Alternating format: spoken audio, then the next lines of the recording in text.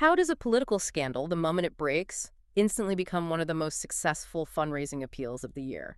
And why is it that calling out clear wrongdoing sometimes results in the accuser facing, well, more scrutiny and losing more credibility than the person they accused? The answer seems rooted in a pretty simple three-step psychological maneuver. It's a pattern that's moving from studies of interpersonal abuse right into the highest levels of public life, and it's fundamentally changing how accountability works. Or doesn't work, perhaps? Right. We are talking about the tactic that turns legitimate scrutiny into perceived oppression. Welcome to the future of thought. We are doing a really crucial deep dive today, aiming to give you a kind of high-level field guide for spotting this powerful maneuver in modern politics and crisis response. DARVO. DARVO, it's really a shortcut to understanding a massive shift in how public figures and institutions are managing crises now. And by the time we are finished here, you'll likely recognize this playbook the moment it starts to unfold. And because we want to be transparent about how this knowledge is put together, you can find all the original research articles and the AI persona used to create this analysis in the Substack link in the description. Okay, so let's get right into the structure of this manipulation, the core components. Darvio describes this common, often highly effective three-beat response to any call for accountability. Can you lay out those three components for us, starting with the D? Sure. The D is for deny. And this isn't usually a nuanced legal defense. It's more of a blanket categorical denial of the original wrongdoing. The facts are almost irrelevant at this initial stage. Just flat out didn't happen. Pretty much. Then comes the A. Which is? That's attack. So once the denial is out there, the next move is to assault the accuser. This is key because it shifts the focus completely. It's no longer about the initial claim. It's about the accuser's credibility, their motives, maybe their political bias, or just their character. Okay, deny, attack. And then comes what seems like the most, well, interesting and maybe insidious step, the RVO, reverse victim and offender. This is the critical pivot, the twist in the plot, if you will. The accused successfully manages a role reversal. They flip the narrative to present themselves as the true victim. The victim? Yeah, the victim of a malicious plot, maybe orchestrated by the accuser. So suddenly, they're not guilty. They're pressed. They're not the perpetrator. They're the martyr. Now, what's really crucial to understand here, based on the research, is that DARVO isn't just about telling lies, right? It's described as a narrative structure layered onto a response. Why is that distinction so important? It's important because DARVO functions as a psychological framework, not really a fact-checking process. I mean, it's a response pattern that tends to work regardless of whether the original claim turns out to be true or false or somewhere in that messy middle. So it manipulates the story. Right, the structure of the narrative itself, not necessarily the underlying facts. And that adaptability is precisely why it scales so well. Moving from private arguments right into big institutional and political messaging, it's about managing public perception of the process, maybe more than the truth. Okay, so if you're watching this happen, if we're observing this, why does this tactic work so effectively on us, the audience? Well, the research shows the effects are, frankly, devastatingly reliable. Exposure to this DARVO sequence, it systematically achieves three main outcomes among bystanders. First, it lowers the perceived responsibility of the accused. Okay, thanks, sir. Second, it lowers the accuser's credibility. Right, the attack part. And third, and this is perhaps the most disturbing finding, it actually increases victim self-blame among observers. Wait, hold on. How can an outside observer, someone not even involved, start feeling like the original accuser somehow deserves the backlash they're getting? It seems to create this enormous cognitive load. When the accused launches this huge counter-narrative about being persecuted, the bystander, the person watching, is forced to process two conflicting stories at the same time. The original claim and claim of persecution. Right. And many people just retreat to a kind of comfortable middle ground. They might conclude, oh, they're probably both a bit at fault, which functionally almost always benefits the more powerful party using DARVO. So it really feels like more than just a clever communication tactic then. Oh, it is. Newer research actually links the consistent use of DARVO to a broader accountability avoidant worldview. This pattern isn't just some crisis comm strategy pulled out when needed. It's associated with a deep resistance to accepting consequences, and it often correlates with behaviors like harassment perpetration. It suggests a specific mindset that resists any external constraint or oversight. And once that psychological framework leaves the private sphere and gets adopted by organizations, governments, or political actors, the damage just scales exponentially, doesn't it? The sources call this institutional betrayal. That phrase is so powerful because it captures the double injury, right? It's the initial harm compounded by the very institutions or political entities that are supposed to prevent or address that harm. So you suffer the original injury, and Then you then suffer the institutional cover-up, the retaliation, the DARVO response, which basically tells you that the system itself is hostile to accountability. It's a profound betrayal of trust. let's try to map the specific language that signals these three beats in modern politics. In the political arena, how does that denial phase typically sound? It's usually highly stylized. We rarely hear just a simple, "I didn't do it." Instead, we hear language designed to dismiss the entire framework of the inquiry itself. Like what? Things like, "This is a hoax," or "This is a baseless witch hunt." Maybe these investigations are completely politically motivated. Or that attempted rhetorical minimization, calling serious allegations a Nothingburger. Right, I've heard that one. And the attack phase that follows. How does that work to disarm investigators or journalists? The goal there is distraction and deflection. So it involves impugning the motives of anyone involved in oversight. Journalists get labeled activists, investigators are called biased, whistleblowers are painted as, disgruntled opportunists. So undermining the messenger. Completely. And the response often escalates to threats like warning of retaliatory probes, maybe defamation countersuits, or even attempts to defund the relevant oversight bodies. Anything to change the subject and intimidate. Which brings us to the reverse. This is where scrutiny itself becomes a weapon used by the person being scrutinized. Can you give us an example of how that reverse beat works in political mobilization? How it shifts almost immediately into action and, surprisingly, fundraising success? Yes. The reversal casts the accused political figure, and this is crucial, by direct extension their entire base, as the aggrieved victims. So it's not just about them anymore. No, it becomes about us, because it provides an immediate mobilization hook.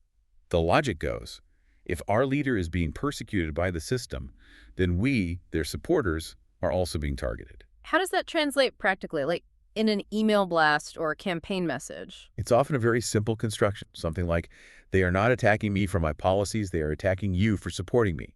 Give $5 right now to fight back against the bias of the media, the courts, the entrenched political swamp," whatever the designated enemy is. Wow. It converts a moment of potential defensive failure into an offensive, identity-affirming financial win.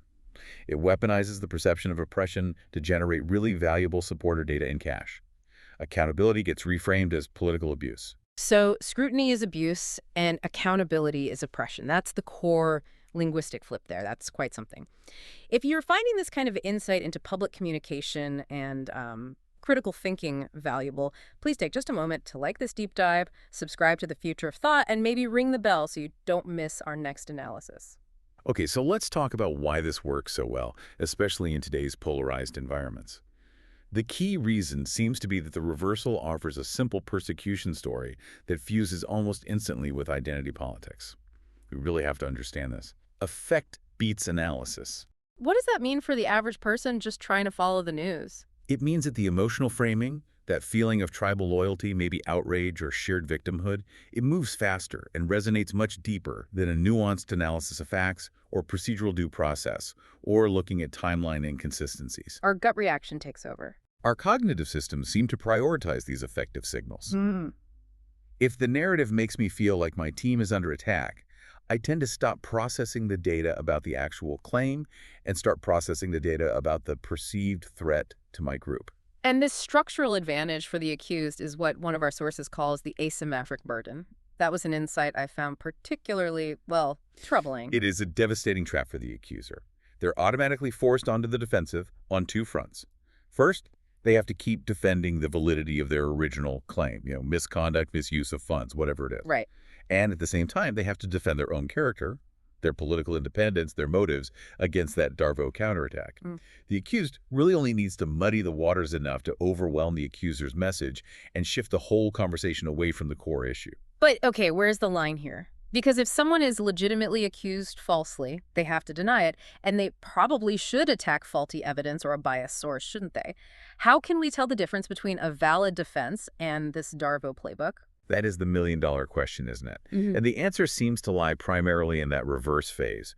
A legitimate defense usually engages with criteria, with evidence, with process. It tries to demonstrate innocence based on shared standards. Okay. DARVO, however, tends to immediately weaponize the process itself against the system, positioning the accused as a victim specifically to short-circuit any appeal to criteria or standards.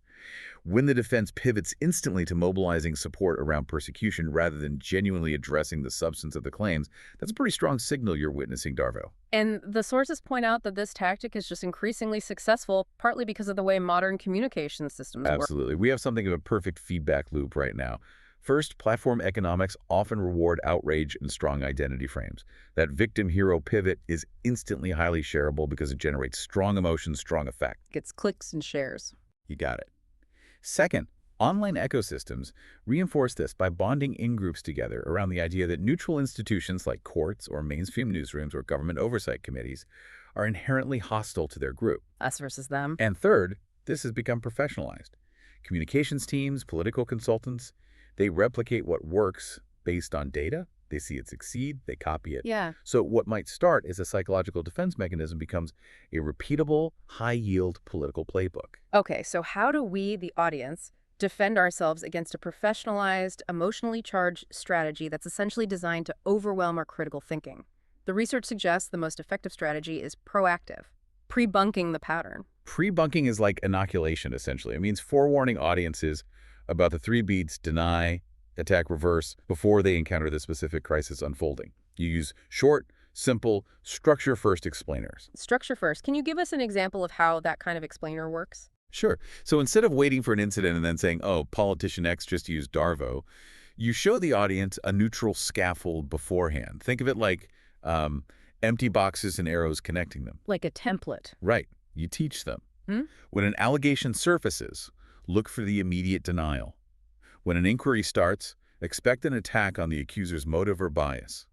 When the findings eventually emerge, brace for the full reversal, where the accused claims victimhood and tries to mobilize supporters. So by teaching people to recognize the predictable pattern, the kind of music, they're less susceptible when they hear a new singer applying the same tune later on. That's the idea. Recognition reduces susceptibility.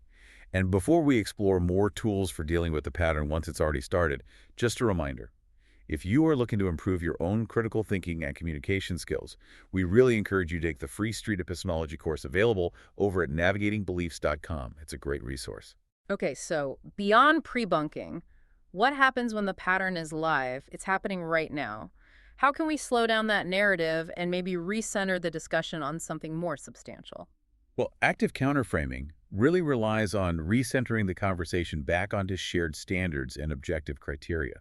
When the denial and attack phases begin, the most effective response often focuses on procedural integrity, not getting drawn into the emotional reaction game. What are some tools we can use? What kinds of questions can bring the focus back to objective criteria? Asking simple but pointed questions can sometimes force the accused party to engage with facts instead of just broadcasting feelings or grievances. For instance, you might ask, okay, setting aside motive for just a moment, what specific evidence would actually change your mind about the truth of the initial claim?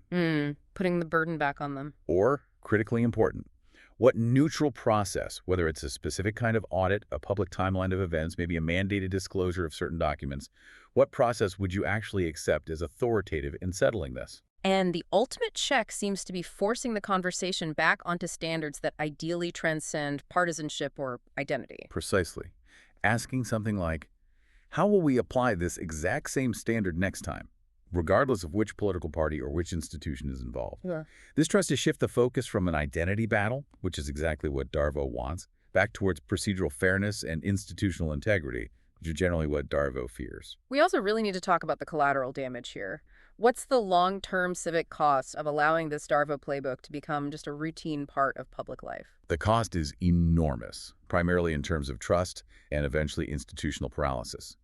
DARVO actively penalizes whistleblowing and accountability efforts. How so? Well, if every legitimate inquiry is met with immediate professionalized retaliation and this reversal narrative, then individuals inside organizations and potential critics outside learn very quickly that speaking up is just too dangerous, personally and professionally. So it chills dissent. It absolutely chills dissent. And this degrades public trust, not just in the entity using DARVO, but in the oversight functions themselves. The courts, the media, ethics committees. We rely on these for competence and performance. Ultimately, DARVO works to protect poor performance or corruption by punishing the critics. Okay, let's quickly discuss media strategy, both for communicators trying to cover these events and for us as audiences consuming the coverage. We need to avoid amplifying that reversal narrative, Rhea. Right. The core rule, according to the research, should be, quote, the claim, not the frame. Lead with verified facts and the established process of inquiry. Can you give an example? Sure. Don't use a headline that says, politician claims to be victim of partisan smear. That just repeats and validates the DARVO frame. Instead, use a headline like, Oversight Committee releases findings on XYZ misconduct investigation. Focus on the substance and the process. Stick it to the facts, avoid the spin. And avoid needless repetition of the whole persecuted hero narrative, which just gives that emotional deflection more oxygen, more airtime. Use neutral headlines and focus on verifiable information. So if we really want to train ourselves to recognize this pattern effectively, we probably shouldn't spend all our energy debating the latest specific example that pops up. No, that can actually be counterproductive. Yeah. The best training method seems to be using that neutral scaffold we talked about earlier. You learn the underlying form. Allegation tends to lead to denial. Inquiry often leads to attack and smear. And findings frequently lead to reversal and mobilization. Focus on the structure. Focus your energy on labeling the pattern itself, recognizing the music, rather than getting endlessly drawn into the specific emotional details and arguments of the current event. The singer, so to speak. So the ultimate goal then is really just to see the mechanism at work, regardless of who happens to be pulling the levers this time around. Yes, I think that's right. The core takeaway here is that DARVO isn't really about persuasion in the traditional sense. It functions more like permission. It gives an audience permission to ignore evidence, to dismiss legitimate process, and maybe even to punish critics by aligning themselves with the powerful party now cast as the real victim. So recognizing the sequence deny, attack, reverse is the most effective first line of defense against this kind of powerful manipulation. It appears to be.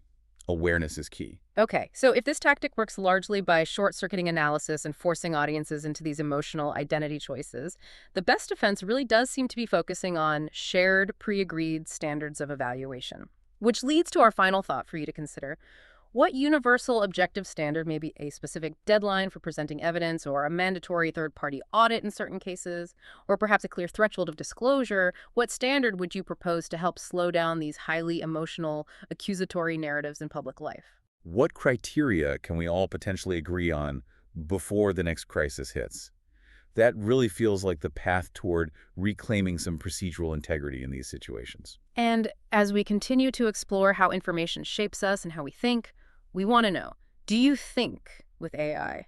Let us know. Start a conversation about the future of thought in the comment section below. We'll look forward to reading those. We will see you next time for another deep dive from the future of thought.